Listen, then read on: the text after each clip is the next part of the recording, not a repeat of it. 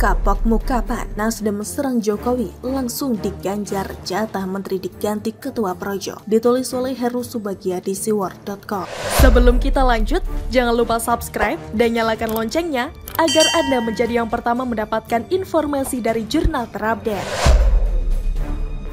Akhirnya perseteruan Surya Paloh dan Jokowi pecah dan diakhiri drama politik yang saling berbalasan dengan tindakan menyakitkan. Partai Nasdem sudah menggelar apel siaga perubahan di Stadion Utama Gelora Bung Karno atau SUGBK Senayan, Jakarta pada Minggu 16 Juli 2023. Kegiatan tersebut sudah dilangsungkan di stadion berkapasitas 78.000 orang ini, rencananya diklaim akan diikuti oleh sekitar 180.000 kader. Diketahui dalam acara akbar tersebut, Partai Nasional Demokrat atau Nasdem tidak mengundang Presiden Joko Widodo atau Jokowi dalam acara apel siaga perubahan yang digelar di Stadion Utama Gelora Bung Karno, Jakarta siang, Minggu 16 Juli 2023. Disebutkan jika alasan tidak mengundang Jokowi karena ini adalah acara konsolidasi internal partai. Wakil Ketua Umum Partai Nasdem Ahmad Ali mengatakan pihaknya tidak mengundang Jokowi karena acara yang rencananya dimulai pada pukul 12 waktu Indonesia Barat ini beragendakan konsolidasi internal partai. Ali menyebut partainya mengundang 5 orang perwakilan pemimpin partai yang tergabung dalam Koalisi Perubahan untuk Persatuan atau KPP, yakni Partai Keadilan Sejahtera atau PKS dan Partai Demokrat. Selain itu, acara Partai Nasdem ini juga akan dihadiri oleh bakal calon presiden atau baca pres dari KPP, Anies Baswedan. Ditengarai jika hubungan Jokowi dan Surya Paloh saat ini berada di titik paling bawah. Jika dirunut ke belakang, Jokowi dan Surya Paloh mempunyai kedekatan dan kelekatan pribadi maupun politik sangat kental. Berdasarkan catatan Tempo, Surya Paloh merupakan inisiator dalam mengusung bakal capres. Pada 2014 misalnya, Surya Paloh bersama Nasdem termasuk partai yang paling awal mengusung Jokowi sebagai capres saat itu. Ketika partai politik lain belum berani terang-terangan menyampaikan capres jagoannya, ia sudah melakukan langkah itu. Dikatakan juga langkah Nasdem menaikkan panggung untuk Jokowi sama halnya saat Nasdem mendeklarasikan Anies Baswedan sebagai bakal capres 2024.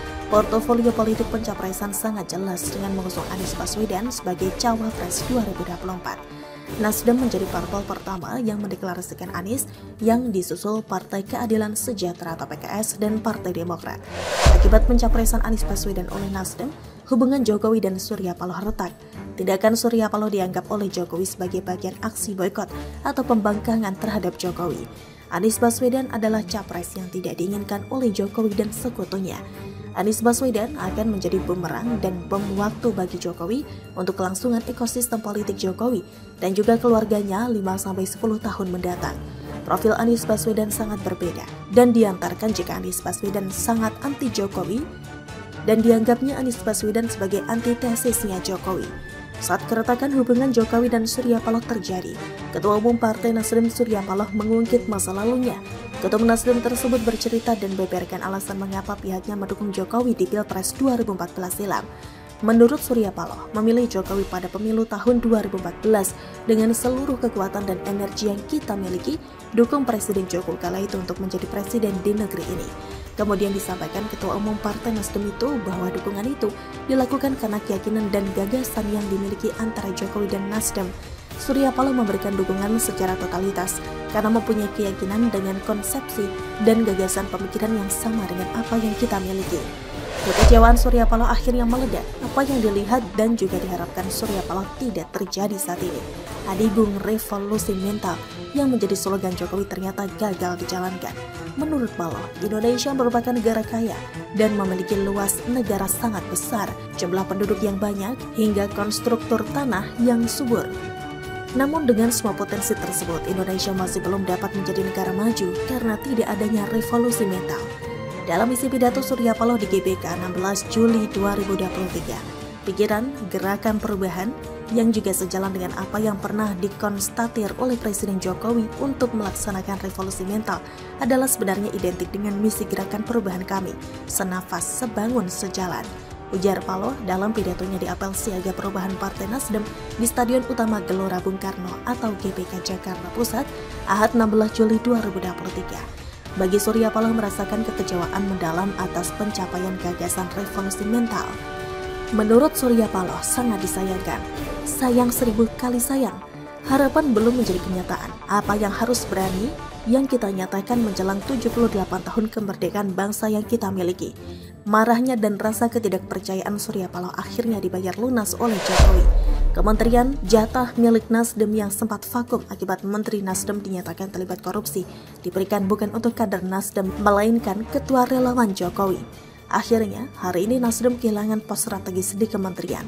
Presiden Joko Widodo baru melantik Budi Ari Setiadi sebagai Menteri Komunikasi dan Informatika atau Menkominfo.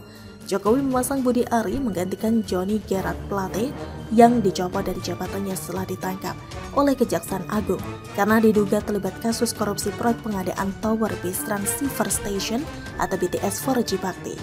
Budi Ari dilantik oleh Jokowi di Istana Negara pada Senin 17 Juli 2023. Deputi Bidang Administrasi Aparatur Kementerian Sekretariat Negara, Nanik Purwanti membacakan keputusan Presiden nomor 62P tahun 2023 tentang pengangkatan Menteri Komunikasi dan Informatika Kabinet Indonesia Maju tahun 2019-2023. Begitulah keberanian dan kenakalan Surya Paloh terhadap Jokowi dibayar langsung dengan dipreteli jatah Nasdem di jabatan strategis pemerintah. Langkah Jokowi untuk menghukum Nasdem apakah hanya berhenti pada saat pergantian pejabat Kominfo? Ingat, masih ada 2 menteri dari Nasdem yang masih bercokol di kabinet Jokowi. Bagaimana menurut Anda?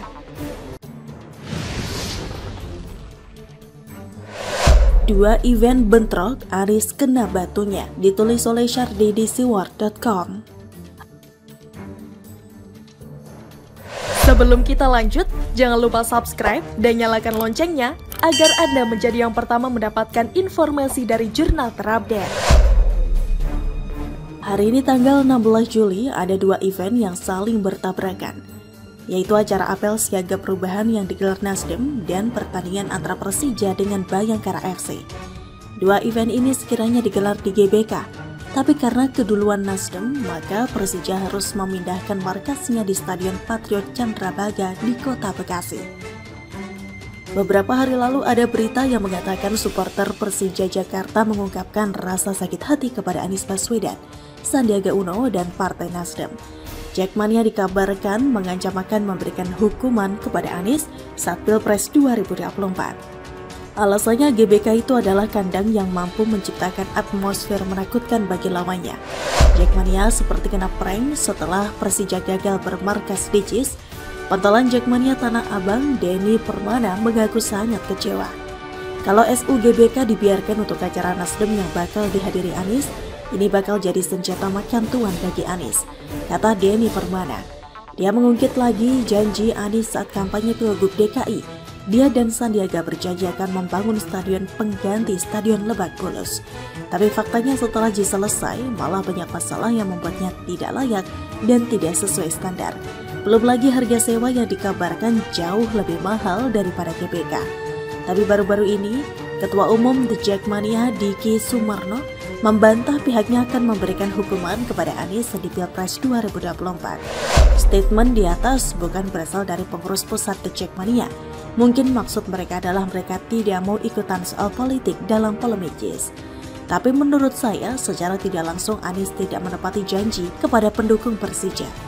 Jika Jackmania tidak ada masalah, tapi kemungkinan besar pendukung secara individu pasti merasa kecewa dengan Anies yang seolah lepas tangan terkait JIS.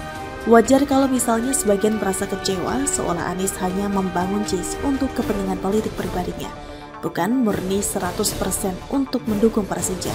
Sangat mungkin sekali ada banyak yang sangat kecewa dan tidak mau lagi mendukung Anies di Pilpres 2024. Anies gunakan JIS sebagai kendaraan politik dan juga saat Pilgub DKI. Jadi kalau Anies kena karma akibat dari polemik JIS, itu adalah urusan Anies sendiri. Biarlah mereka yang dulu mendukung Anies akhirnya menyesal dan gigit jari. Toh Anies udah bilang kalau dia tidak cawe-cawe soal polemik JIS. Memang pantas sih Anies dihukum dan tidak lagi didukung. Cukup sudah merasa tertipu 1 kali, jangan sampai kedua kali deh. Bagaimana menurut Anda?